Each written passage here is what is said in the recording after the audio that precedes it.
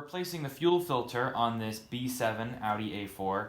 This is a 2006 A4 with the 2.0T engine. These filters are a little different. Instead of just going straight through, it actually has a fuel pressure regulator built into them. On the rear of the car, on the passenger side, it's just right up here. I'll put a pan right under where we're working to catch any fuel that might drain down. And I've got the new one here, so as we take the connections off, we can put them onto the new one and spill a little bit less fuel. This bolt under here can be pretty rusted. This one was pretty bad, but I ended up getting it off with this flathead right here. Now this plastic tab that holds the whole assembly in, we can start to carefully pry out of the way. You always want to be careful with the plastic, especially when it's older, it can get kind of brittle. And we'll carefully start to pull this whole assembly down. You want to push in on this little tab right there, and then you're going to pull out away from the filter.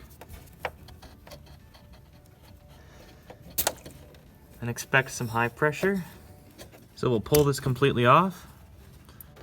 I'll take that cap from the old filter and cap the new one to keep it from spilling. Same thing on this clip on the rear. You just push in on that blue tab, and we'll start to pull out. I'll take off the top one first so I have a little more movement around the pump. Now I've got better access to this one. It have a lot more room around it. It's really hard to get a good angle onto that. And we'll put the cap back on to keep it from leaking.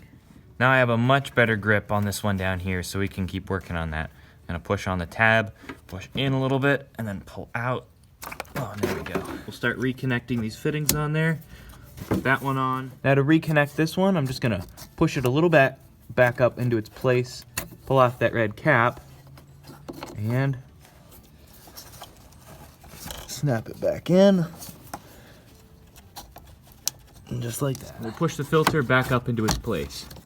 We'll put the screw back on, and I cleaned up that channel, so hopefully this is a little easier to get to next time.